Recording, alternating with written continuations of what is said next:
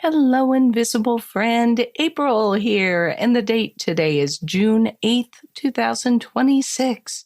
Welcome to episode 348 of the Big Sky Astrology Podcast. This week, well, we had no major lunation last week, so we're doubling up this week with both a Pisces Last Quarter and a Gemini New Moon. Gemini loves to do things in pairs, so it would not have it any other way.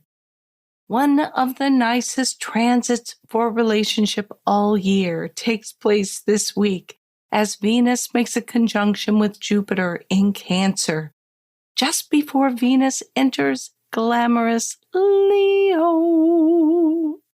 Communications take on a serious tone when Mercury squares Saturn, and I answer a listener question about the complex quincunx aspect.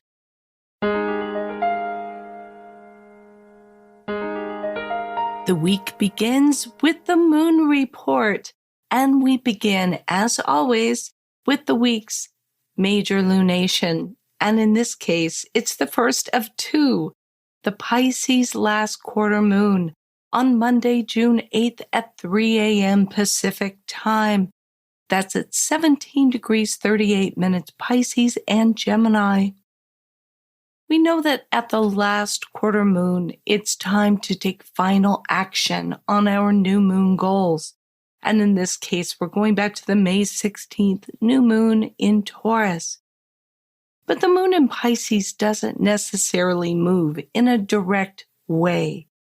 You'll need to make sure you're getting plenty of rest and plenty of alone time so that you can reflect and decide what are the right actions to take. Pisces favors the water, so if you can get out to the ocean or lake or river, that's a great environment for considering what it is that you need to do to bring this Taurus new moon cycle to completion. Sometimes we have to step away from things in order to get perspective and to let them fall in place. I always think of baking bread and how you have to step back and stop kneading the dough at some point so that the dough can rest. Otherwise, it gets kind of tough and too hard to handle. So at the beginning of this week, let your dough rest. Contemplate those Taurus new moon objectives, which would have been very practical, and put the Pisces last quarter moon's imagination and intuition on the job of bringing them to fruition. This is the last quarter in a lunar phase family cycle that began with a new moon on March 10th, 2024. At 20 degrees 16 minutes Pisces. So we're looking back not only at the Taurus new moon on the 16th of May, but on this new moon in March 2024, because it's when we would have been giving a lot of focus and attention to Pisces issues. And at that time, there might have been something that you were initiating in the realm of Pisces, some kind of spiritual goal or objective.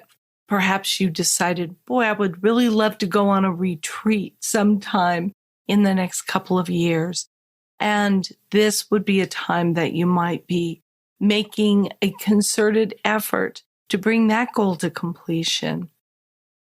The first quarter moon on December 8th, 2024, was the first quarter in this cycle, and that's when you would have taken some initial action towards those Pisces new moon goals.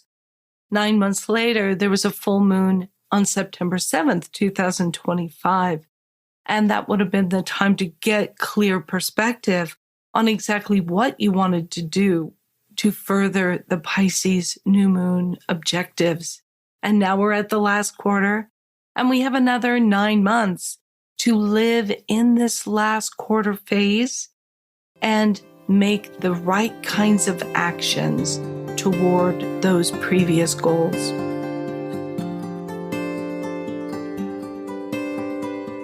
Now, of course, this week we also have the Gemini New Moon on Sunday, June 14th at 7:54 p.m. Pacific Time. That's at 24 degrees 3 minutes Gemini on the Sabian symbol 25 Gemini, a man trimming palms.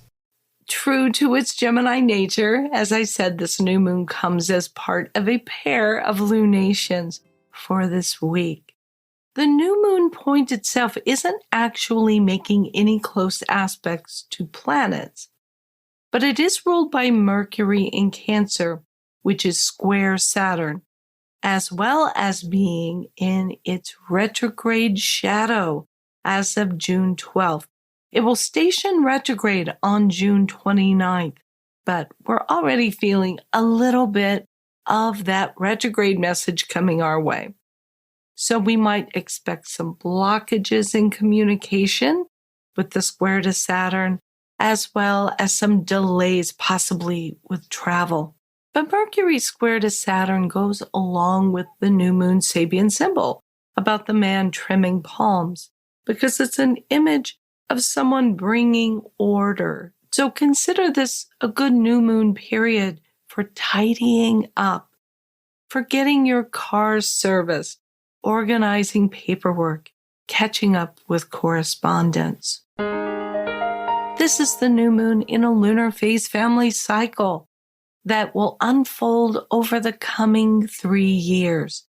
So be paying attention, especially if the new moon point, 24 degrees 3 minutes Gemini, makes a close conjunction or square or opposition to something in your birth chart, especially. And formulate your new moon goals accordingly. Look at the house of your chart where 24 degrees Gemini falls, because that gives us some messages about the area of life that you're making some plans about. And of course, if that new moon point is aspecting any planets in your birth chart, because they're also telling some of this story. 9 months from now, the first quarter in this lunar phase family cycle comes on March 15th, 2027 at 24 degrees 51 minutes Gemini. First quarters in any lunar cycle are the moment to take initial action towards something that you were thinking about at the new moon. 9 months after that, at the full moon of December 13th, 2027 at 21 degrees 24 Gemini, the picture is much clearer about what it was that you were actually beginning at this new moon. And 9 months after that is the last quarter in this lunar phase family cycle on September 11th, 2028 at 19 degrees 47 Gemini. So make a lot of notes at this new moon is what I usually recommend, because any cycle that's connected with the moon can be kind of subtle in the way it unfolds. Sometimes it's not. Sometimes the timing of these lunar phase family cycles is really vivid and really explicit, but sometimes not so much. So keep a little notebook at each new moon and write down what is really happening in your life right now, whether or not it seems connected with the sign of Gemini or even the house of your chart that is being impacted, because these are the goals and the activities that will be unfolding and developing over the next few years. Let's look at the void of course moon periods for this week. On Monday, June 8th, the moon in Pisces trines Jupiter in Cancer at 5:38 p.m. Pacific Time. It's void of course for 7 hours and 55 minutes, and then enters Aries on June 9th at 1:33 a.m. And this is just a lovely transit. The moon in Pisces wants love and peace and compassion and a sense of connectedness with everyone and everything. And Jupiter in Cancer just says, yes, more of all of that. Use this particular void of course moon to develop a habit of practicing kindness, generosity, and appreciation for all of the beauty that you enjoy in the world.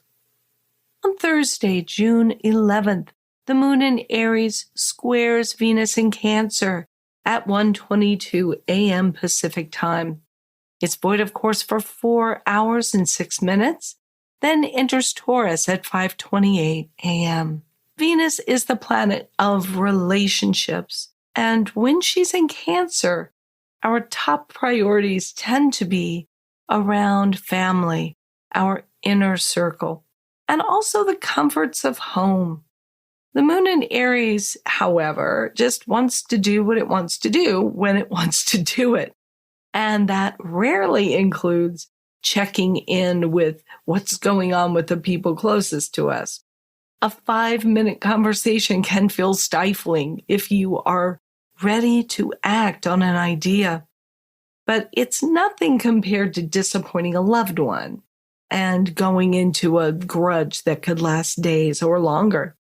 Use this void of course moon period to get in the habit of checking in with your inner circle before you make major moves.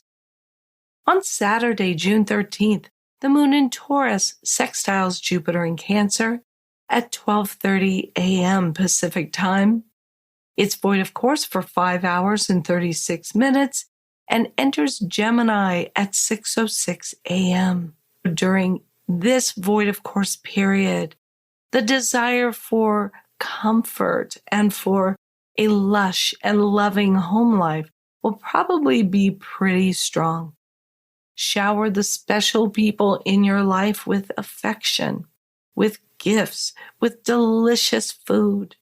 Be grateful for all that you have, including the coziness and comfort of your home.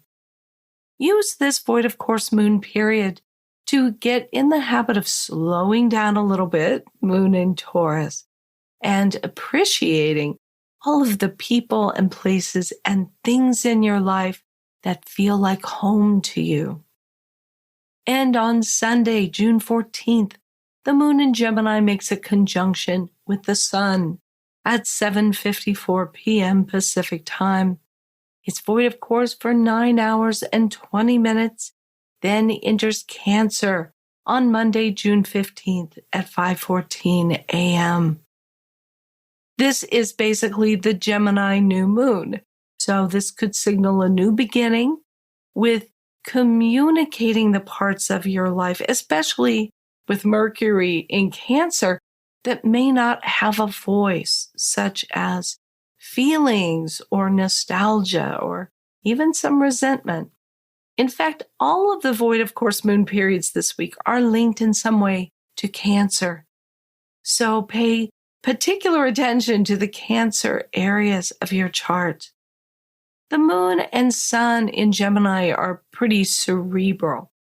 And for Gemini, the search for information and variety are never ending. With Gemini, feelings and emotions can be put to the side a lot of the time. But it doesn't mean that they go away. And it does not mean that the moon in Gemini does not have feelings. The sign the moon is in tends to say this is how we process our feelings. And for the moon in Gemini, we process them with words, reading, writing things down, chatting with people.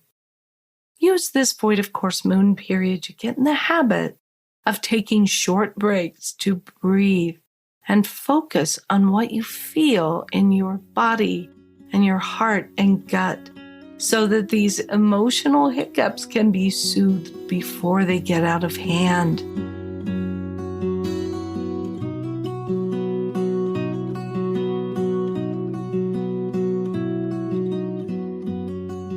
On Tuesday, June 9th at 12:59 p.m. Pacific time, Venus makes a conjunction with Jupiter at 25 degrees 46 minutes Cancer.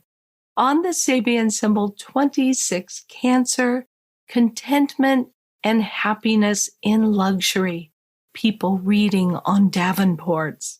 Some might consider this one of the very best transits of the year.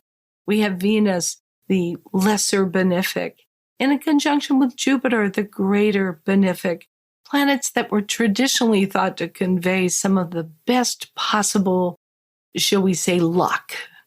And we might see some of that this week. This transit is designed to bring more of the things that bring us pleasure and satisfaction. But initially, our attention might be called to things we feel we're lacking, or the ways in which we don't particularly enjoy what we already have. This is a transit that can help us remedy that. It's important to determine how much of a good thing is too much, because Jupiter can get a little carried away, and Venus symbolizes what we enjoy, what we want, but not necessarily what we actually need. So this is a time to learn to appreciate what actually makes us feel good and happy, just like that Sabian symbol of contentment and happiness and luxury. People hanging out on Davenport's reading, it pretty much says it all. Usually this aspect says we have to find a balance between having some of what we want without sacrificing too much to get it, too much money or space or peace of mind.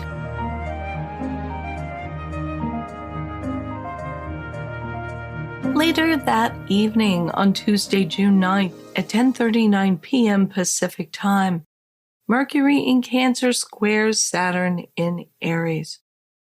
Mercury can really represent the way we frame the saga of our personal lives, our personal development. And at this aspect, a reality check is in order. Are we telling the truth about ourselves, our goals, our lives? Are we trying so hard to spin reality that we no longer know what the truth is? There are stories about ourselves that we would prefer to ignore or forget. But this can be a time to revisit those stories, maybe with renewed perspective and understanding. Relationships with our siblings and neighbors are also the province of Mercury. And at this time, they're relationships that can help us come to a clearer understanding of ourselves, maybe through helping out a sibling who is having some problems, or negotiating about getting a new fence with your neighbor. People will not appreciate having their authority questioned or receiving bad news, but we can gain a better perspective on what it is that we really want and how mature we are and how our decisions impact our reputations. This is an aspect that says, take responsibility for your actions and your feelings.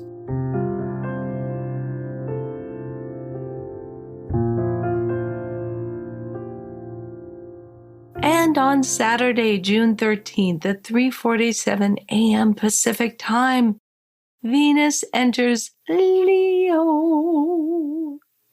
It will be in this glamorous, luxurious, and exciting sign until July 9th.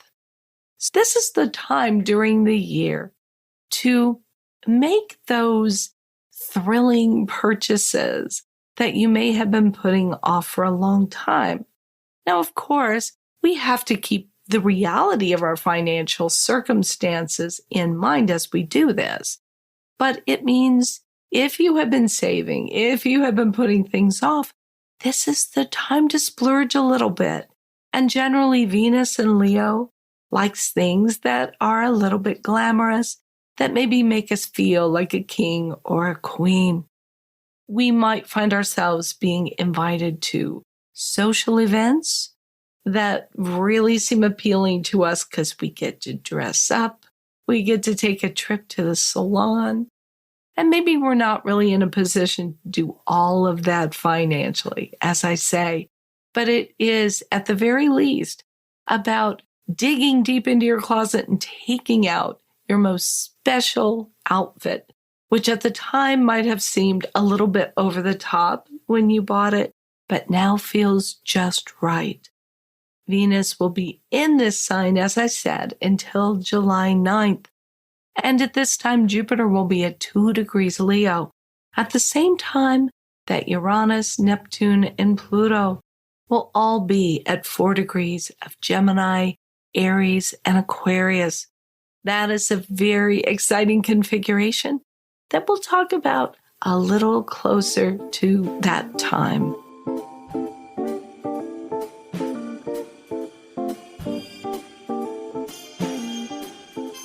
In this week's listener question, listener Glenda writes, I have a question that I was hoping you could talk about on a future podcast, the quincunx / inconjunct aspect. What do you think of them?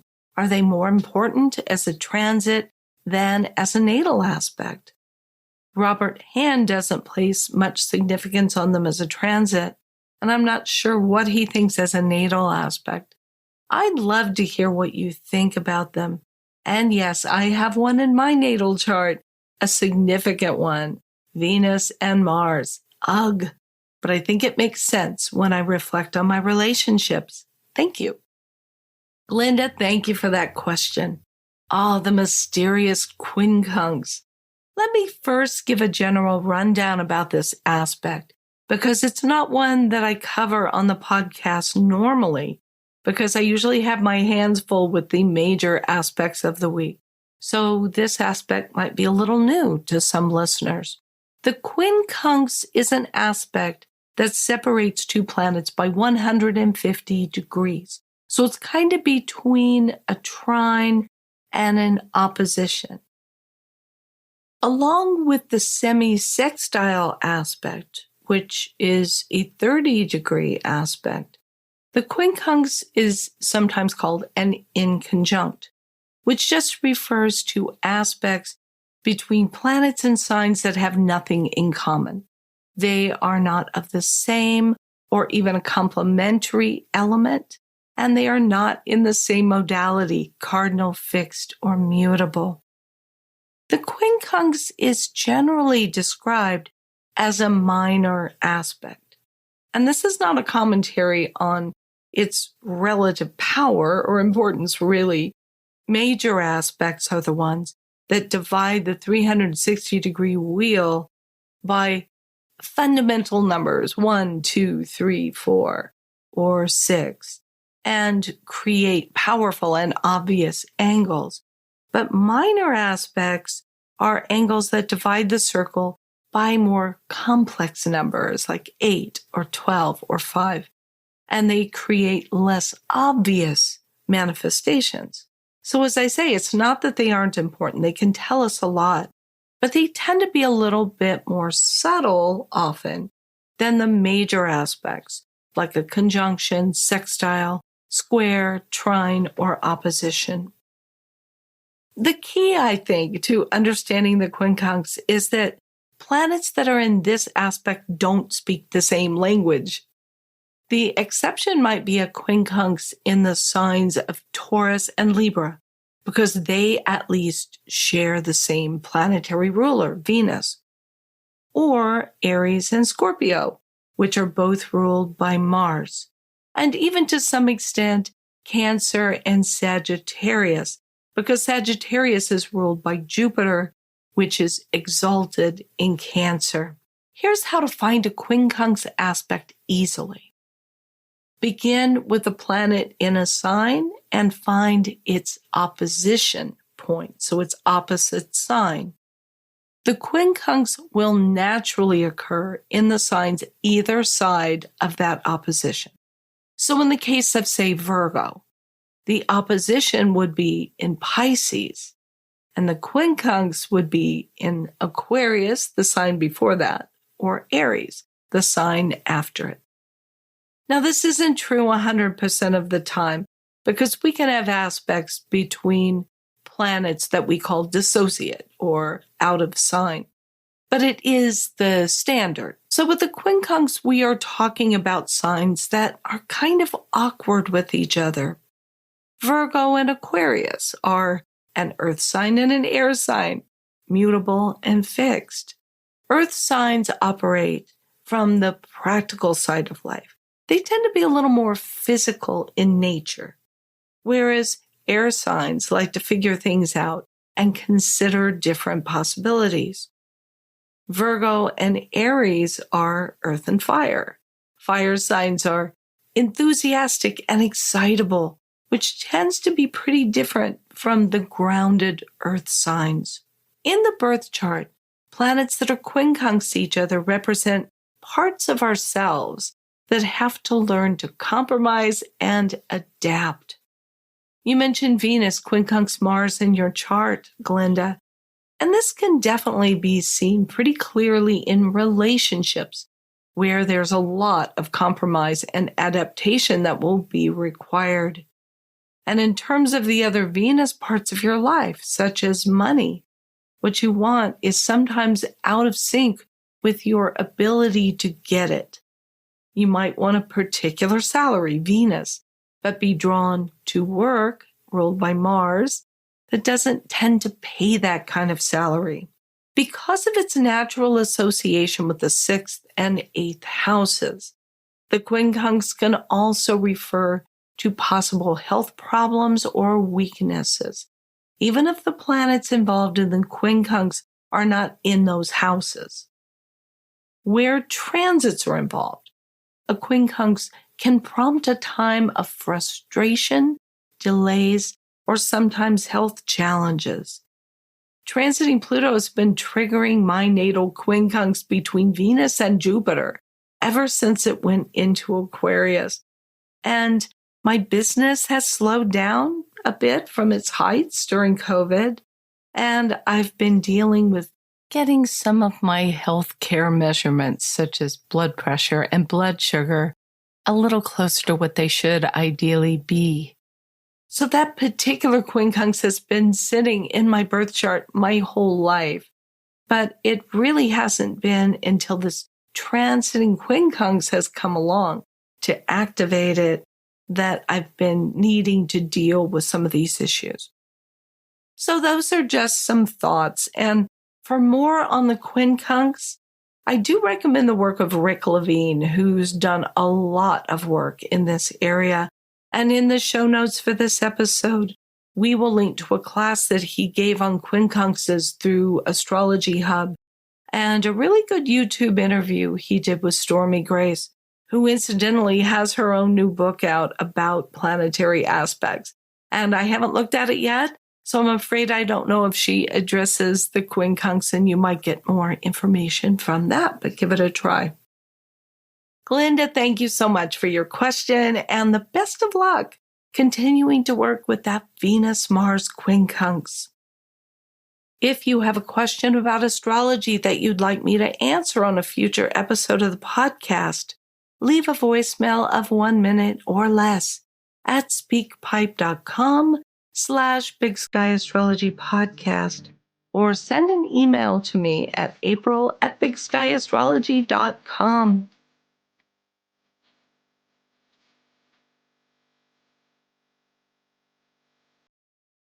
Well, that is everything on my show sheet, so I'm going to wrap this one up. Thank you for listening to the Big Sky Astrology Podcast. If you like what you're hearing, be sure to subscribe or follow the show in your app of choice.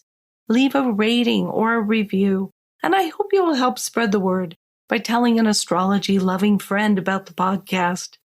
You can read show notes and full transcripts and leave your comments about each episode at bigskyastropod.com. Thanks very much to everyone who's shown support for the podcast over the years, and especially during last September's Podathon. On each episode, I'm thanking some of my financial donors by name. This week, let's give a Big Sky Astrology podcast shout out to Kelly Robinson and Jerry Snyder. Jerry and Kelly, thank you both so much for listening to the podcast and for supporting the show with your donations. If you'd like to support the show and receive access to my bonus video episodes for donors only. Please go to bigskyastropod.com and make a contribution of $10 or more to be notified when those special episodes are available. You can also make a one-time donation in any amount or become an ongoing monthly contributor. That's it for this episode. Join me again bright and early next Monday. And until then, keep your feet on the ground and your eyes on the stars.